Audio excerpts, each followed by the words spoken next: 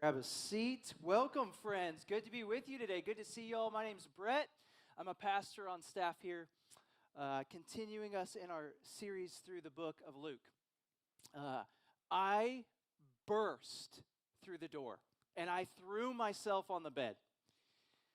I was exhausted. I had just spent the last 36 hours on planes and sprinting through airport terminals with a guitar and a suitcase half the size of my body. I had waited impatiently in airport security lines. I had had my bag opened and dumped out in front of my face at customs. I had eaten terrible airplane food, and I had just spent the last leg of my flight, 14 hours from Houston, Texas to New Zealand, next to a very large man in a very small and uncomfortable plane seat. All that to say, I had arrived safely, and all I wanted was to take a nice hot shower and put on a fresh change of clothes. But that wasn't going to happen for me because the airline had lost my suitcase.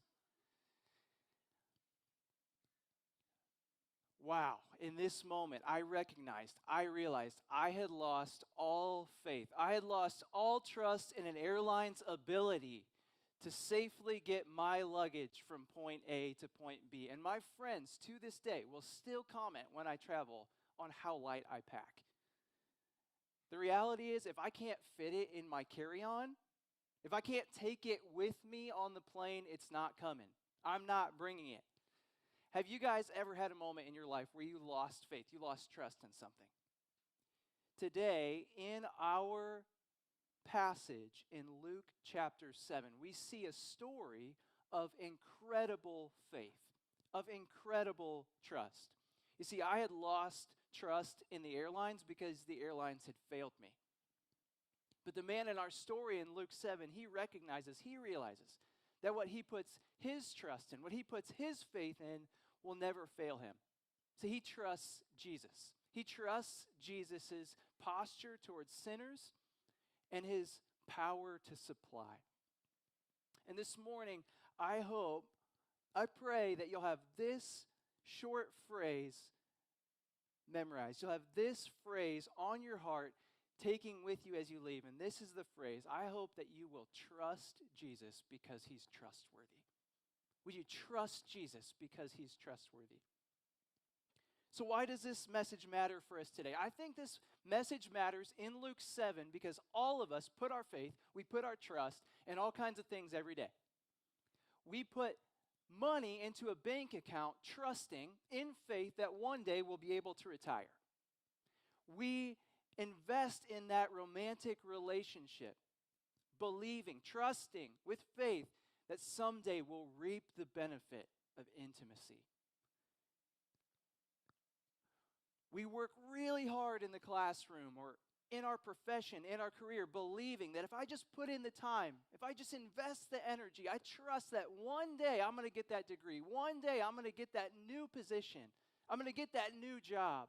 I'm going to reach that level that I've always strived for. We check our bags in with the airline and we think, I'm going to get my suitcase, I'm going to get my luggage on time and with little hassle. See, the problem is that all of these things ultimately will fail us. At some point in the chain, these things prove to be untrustworthy. But today we see in Luke 7 that no matter where we're at in life, no matter what we're going through, we can trust Jesus because he's trustworthy. And so, I want to look at our passage today, Luke chapter 7. I invite you, if you have your Bible, would you open to Luke chapter 7? If you don't, I want to invite you to open your phone. Would you follow along with me? Luke is in the New Testament. It goes, Matthew's the first book, Mark is the second, Luke is the third. So would you turn to the book of Luke with me, starting in verse 1. This is what it says. After he had finished all his sayings in the hearing of the people, he entered Capernaum. Now a centurion had a servant who was sick and at the point of death, who was highly valued by him. When the centurion heard about Jesus, he sent to him elders of the Jews, asking him to come and to heal his servant. And when they came to Jesus, they pleaded with him earnestly, saying, "He's worthy to have you do this for him, for he loves our nation. He's the one who built us our synagogue." And Jesus went with them. When he was not far off from the house, the centurion sent friends, saying to him, "Lord, do not trouble yourself, for I'm not worthy to have you come under my roof. Therefore, I did not presume to come to you." So the first thing we see in our passage today is Jesus' posture towards sinners. Jesus' posture towards sinners. Have you ever been interrupted at a really inconvenient time? Like you just spent a crazy day at work in meetings, you just spent all day in the classroom or in your lab. You've been engaged mentally all day long, super stressful. You get home, you open the door, and the first thing that happens is your roommate or your spouse says these dreaded words, "We need to talk." Have you ever had that moment? Or if you're a parent, you know exactly what I mean. It's in that exact moment where you finally get your child fed and washed and changed and laid down. And you go, you heat up some food for yourself, and you're ready to take that first bite. That's when your kid starts crying, right? Interruptions are hard to handle. Here in our passage, we see Jesus is returning to his hometown, his headquarters for ministry, Capernaum. He's been out traveling, healing, teaching. His fame is growing immensely. It's spreading like wildfire. Jesus returns to his home base. He's probably tired. He's worn out. Everybody wants a piece of him. Everybody wants to hear his next words. Everybody wants to experience his healing touch. If anyone has the right to pull away, to kick back, to enjoy a glass of wine and some Netflix, it's Jesus. We can picture Jesus. He's headed home with a small crowd of his followers, maybe to eat, maybe to catch up on some sleep. But in this moment, Jesus is interrupted. A small crew of well-respected men, the town elders of the town of Capernaum, they step into his path and they start pleading with him. Jesus, hold on. Jesus, would you help our friend? By the way, this isn't just any friend. This is a Roman centurion. A centurion was a Roman official with power and prestige. He probably had about 100 soldiers under his command. And they start pleading with Jesus, "Jesus, would you please help our friend? You wouldn't believe it. He's done so much to help our community. He's used his power and prestige and wealth to build us our synagogue, our church building. Jesus, I promise you, if there's anyone worthy of your time, it's this man. Jesus, would you please come?" If you're like me in this moment, you might ask this question: why did the centurion send the town elders to Jesus? Like, he would have been well known, well respected, probably even feared to a degree in the community. It kind of is it's a situation like you text your friend, your buddy, to pick you up Taco Bell while he's out because you're too lazy to go get it yourself. Or better yet, for the centurion, why not send your 100 soldiers to Jesus? Like, that will definitely get his attention. Here's the reason why. The centurion knows that he's batting out of his league by trying to get Jesus' attention, to approach Jesus in this way. The centurion knows that there's a laundry list of reasons why he has no right to ask this of Jesus. The centurion knows that he's a Gentile. In other words, he's not a Jew. He's not a member of the nation of Israel, the primary group of people that Jesus was teaching and healing and ministering to at this time. Now later, after Jesus has died and is resurrected, He will command his followers to go reach the ends of the earth, every single person from every single nation of every single people group, to the ends of the earth with the good news of the gospel. But right now, at this point in time, Jesus' strategy is to reach the nation of Israel, the Jewish people. But that's not all. Not only was the centurion a Gentile, he was also a Roman. And the Romans were enemies of the Jewish people.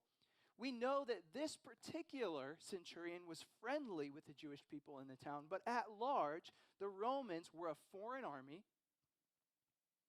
a foreign nation that ruled with viciousness and imposed brutal taxes on the Jewish people. They were a nation that worshiped foreign gods, that engaged in all kinds of immoral practices.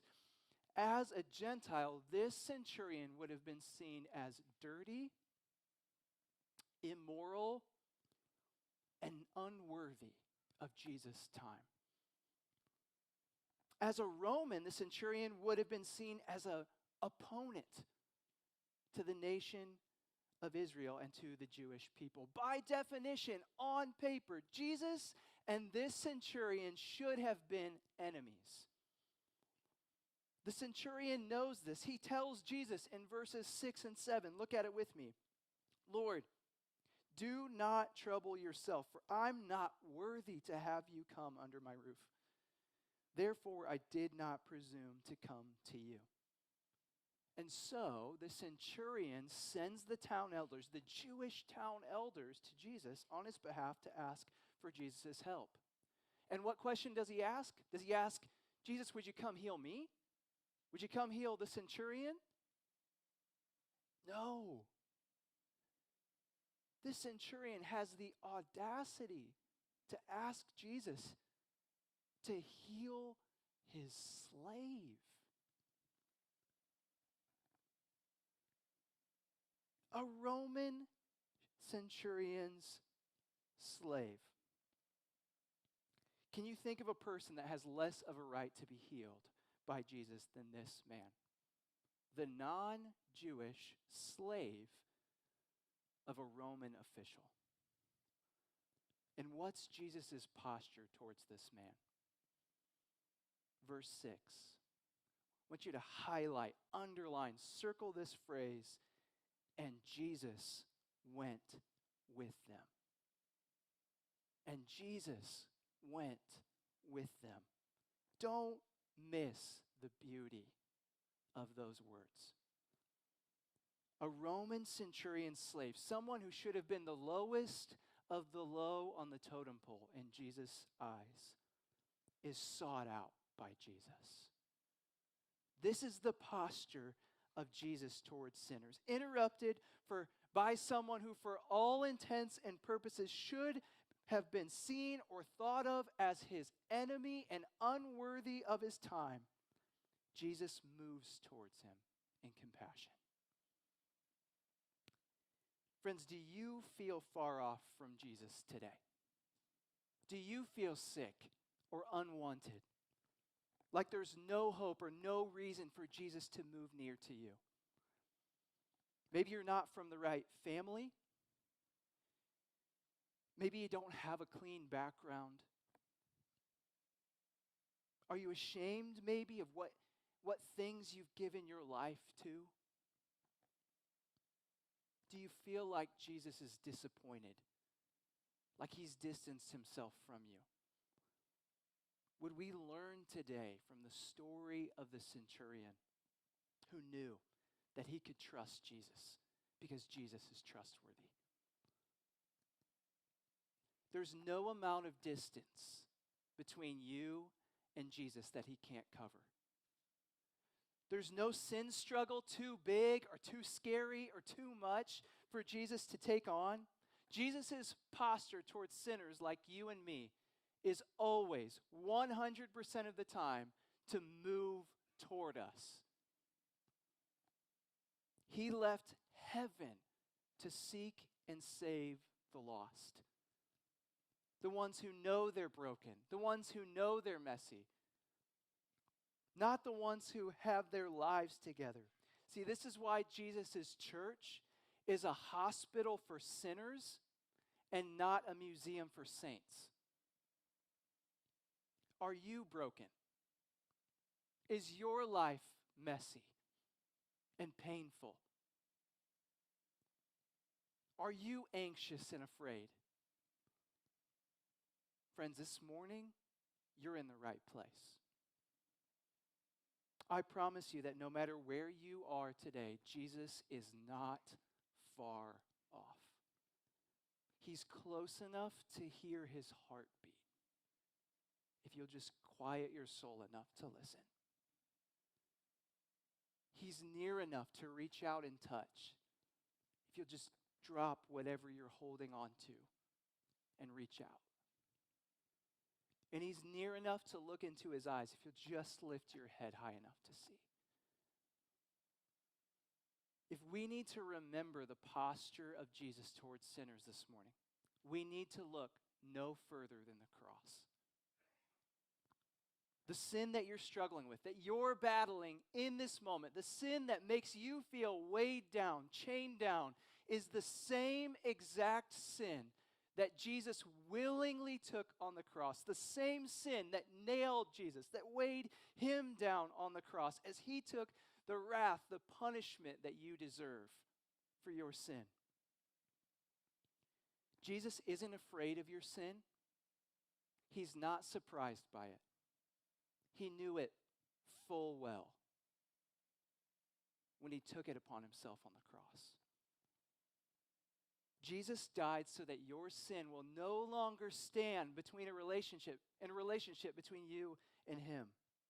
So today, would you run to Jesus in the best way you know how? To receive forgiveness, to receive mercy, to receive grace. Today, would you trust Jesus because he's trustworthy? And so we see here in our passage the posture of Jesus towards sinners. But that's not all we see. We also get a glimpse of Jesus' power. So let's move on to the next section, starting in the second half of verse 7. The centurion is speaking here. This is what he says. He says, "But say the word, and let my servant be healed. For I too am a man set under authority, with soldiers under me. And I say to one, go, and he goes, and to another, come, and he comes, and to my servant, do this, and he does it."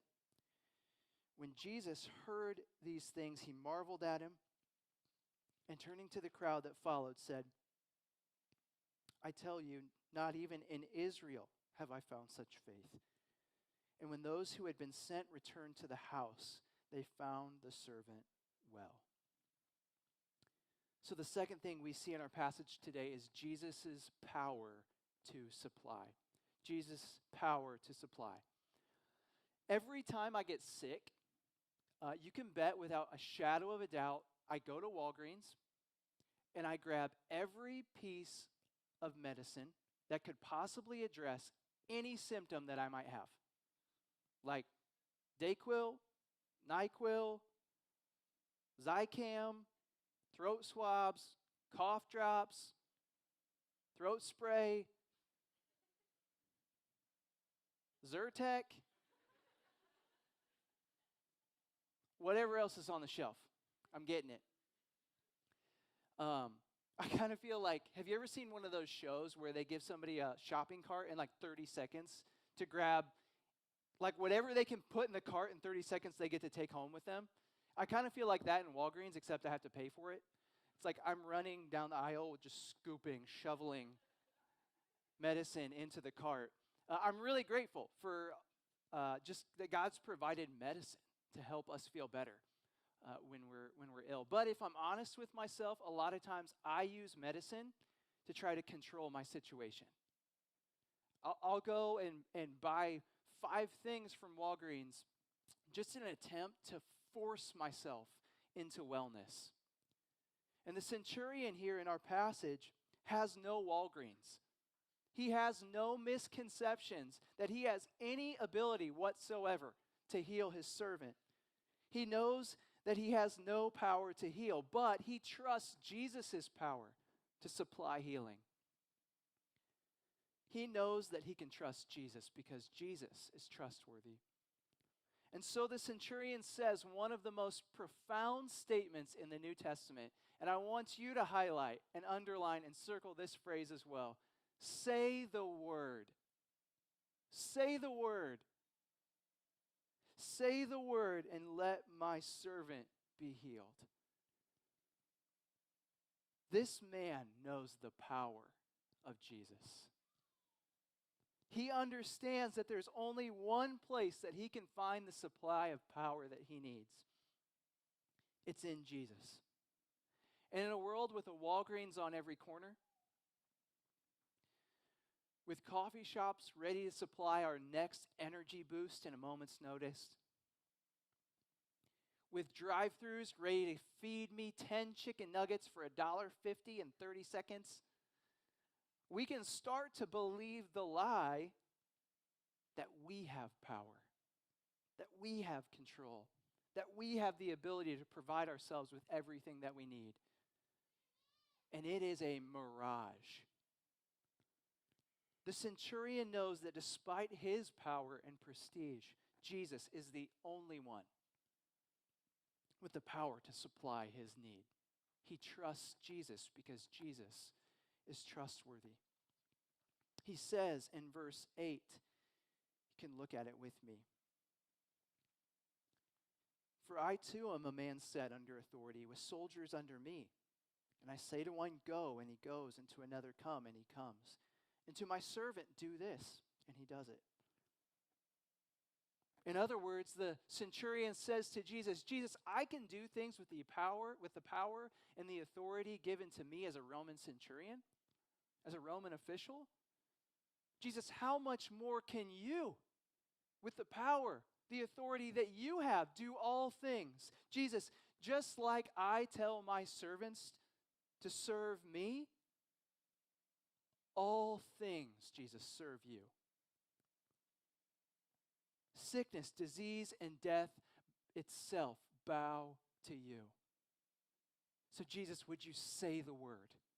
Would you say the word and let my servant be healed? The centurion acts in great faith. He trusts Jesus, so much so that Jesus commends his faith.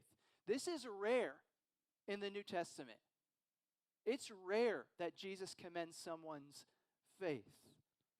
But this man, a Gentile, out of all the people that you would see Jesus commend their faith in the New Testament, who would you expect? Peter? Paul? Not in the picture yet. James? At least an Israelite or a Jew. But here, in this moment, a Gentile, a Roman, has his faith commended. Someone who would be considered unclean, immoral, and far from God is commended by Jesus. Why? Not because of his Bible knowledge, not because of his perfect church attendance, not because he's a part of the correct political party, but because he gets the most important thing right. He knows who Jesus is. He knows Jesus' posture towards sinners. And he knows Jesus' power to supply. He trusts Jesus because he's trustworthy. There's three things that I want us to learn from the centurion's example in this passage. Three things that I think we need to do, that we can do, if we want to exercise great faith and great trust in Jesus. We need to know, number one, know who Jesus is. Number two, know who we are. And number three, ask Jesus to be who he is to us. So I'll walk through each one of those. Number one, we need to know who Jesus is. The centurion knew that Jesus was the only one with the power to save. Jesus is holy. He's all-powerful. He's almighty. He holds the keys to life, and death. He's transcendent, far above us. But he's also intimate. He's near. He's kind. He's compassionate. He's forgiving. He's merciful. He's the healer. He's the God who draws close to us in our weakness. First, we have to know who Jesus is as he's given to us in his word. So we have to know who Jesus is. Secondly, we have to know who we are. It's not enough to only know who Jesus is. We also have to know who we are in relation to him. And one of the striking things about this passage is the humility of the centurion. Humility is having an accurate understanding of who we are in relation to God. The centurion knew for that all of his power and prestige, he was nothing and had nothing compared to Jesus. We need to know that we are weak, we are sinful, we are needy. We need God to sustain each beat of our heart, every breath in our lungs. But even in our weakness, we know that we are more loved by God than we could ever dare to imagine. Broken? Yes. Needy? Absolutely. But wildly loved. Endlessly pursued. Treasured by God more than we could ever dare to hope.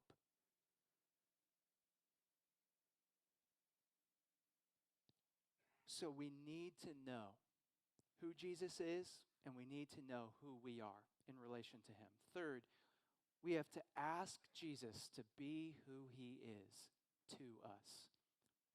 When we come to a knowledge of who Jesus is and who we are in relation to him, we realize real quick that this is a lopsided relationship. Jesus is strong. We are weak. Jesus is the king. We are his servants. Jesus is the grace giver. We are his recipients. Because we can trust Jesus, we can ask him to act in accordance with who he is. You see, the centurion knew Jesus' power. He knew who he was in relationship to Jesus, but he didn't stop there. He knew Jesus had the power to heal, and so he asked him to heal. He knew Jesus had the power to save, and so he asked Jesus to save.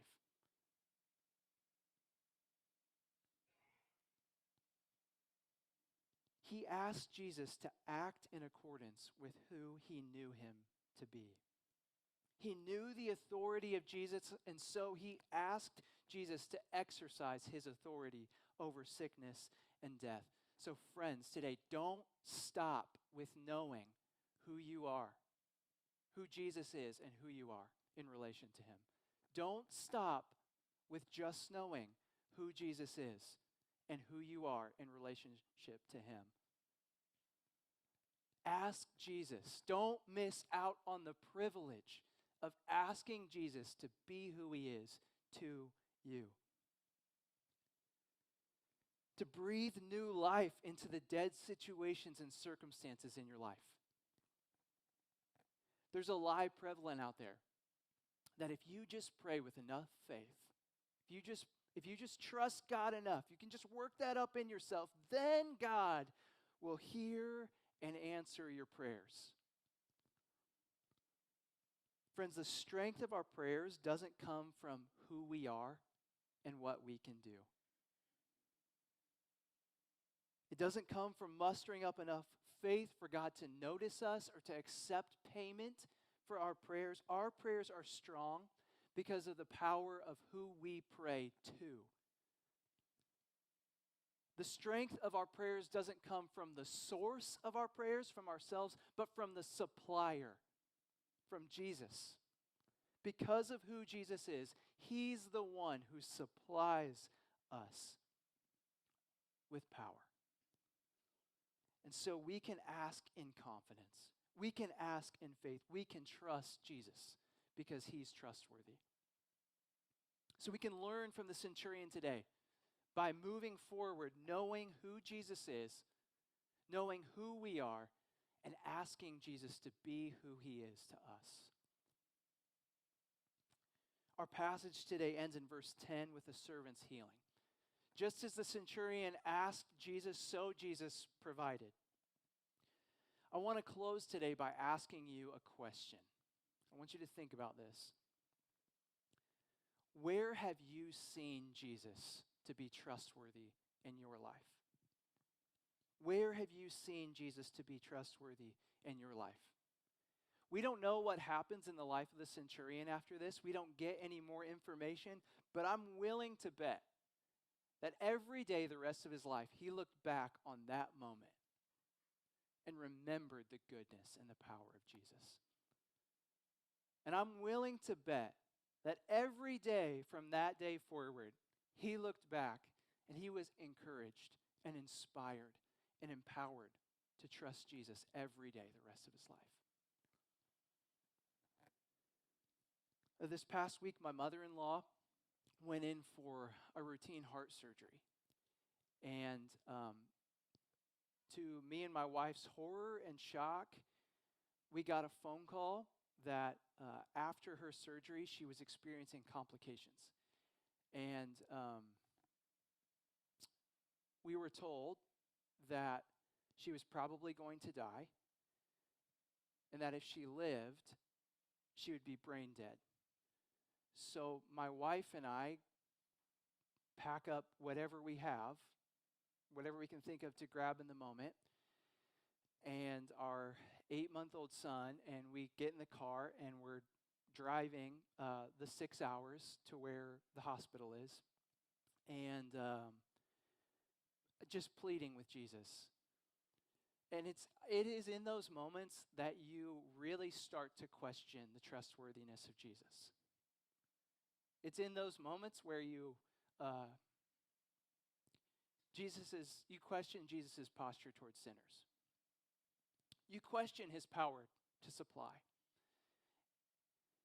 And to our joy, we drove 6 hours. We got there late in the night, and we found that Mercedes' mom, Wendy, was alive.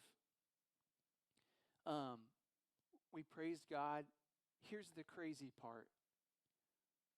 We found out that after the surgery, she had been dead for 40 minutes. Her heart had stopped beating for 40 minutes. They had cut her open.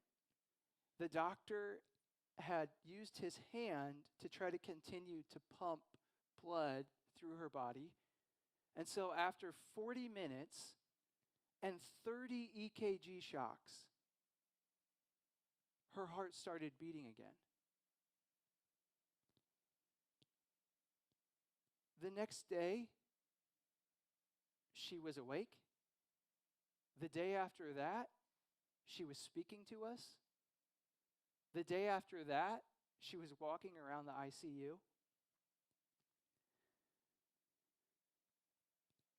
And I share this story to say we saw Jesus do the impossible and perform a miracle this last week. I was trying to think of things. I don't know a more congruent story to the story of Jesus bringing this sick, basically dead Roman centurion slave from death to life. I saw it happen this past week. We saw it happen this past week. Jesus took a dead woman and said the word for her to be brought back to life. All of this happened. All of this to say, Jesus didn't have to save her life to be trustworthy. He didn't have to make her recover as well as he has for Jesus to be worthy of my wife and I's trust. He's going to have to prove to be trustworthy in months and months and maybe even years to come in her life to continue to heal her body. But you can bet that the next time tragedy or adversity strikes in me and my wife's life, we will look back on this moment and remember to trust Jesus because he's trustworthy. That we can trust Jesus' posture towards sinners and his power to supply, even when everything around us, every circumstance seems to scream out to the contrary. Remembering what Jesus did yesterday helps us to trust Jesus today and empowers us to step out boldly in faith tomorrow. So, my question for you, how has Jesus proven himself to be trustworthy in your life? Maybe it's not a huge, crazy circumstance. Maybe, I don't know what it is for you, but how has Jesus proven himself to be trustworthy in your life? My hope is that it'll help you to trust God with the hardships of today and to step into the uncertainty and the anxiety of tomorrow. He was trustworthy then. He's trustworthy today. And he'll still be trustworthy tomorrow. So would we trust Jesus because he's trustworthy? Let's pray.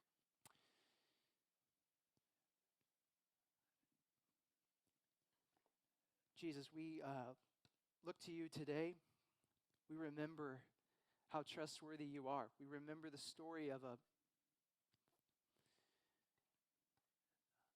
Roman centurion who approached you. A Roman centurion who, for all purposes, should have been seen as far off from you, unworthy of your time. Lord, I know that there are people in the room right now who feel unworthy of your time, Jesus. Lord, would you remind them in their hearts this morning that you move towards them? That phrase, and he came with them. You came to the Roman centurion's slave to heal. Jesus, would you move towards us this morning? Would we lift our eyes to see how near you really are? Jesus, I pray for those of us who haven't trusted in you, that today would be the day that we run to you, Jesus, to receive forgiveness and healing and mercy. And Lord, I pray that we would remember in this moment how trustworthy you are, that we would look back on the moments of our lives and lift our voices in praise to say, Jesus, you are so faithful. Jesus, you are so trustworthy. Jesus, you are so worthy of my trust, of my faith. So Jesus, we look to you. We thank you for your posture towards sinners, your power to supply our needs and our lives. Jesus, we worship you, we love you, and we lift this to you. Amen.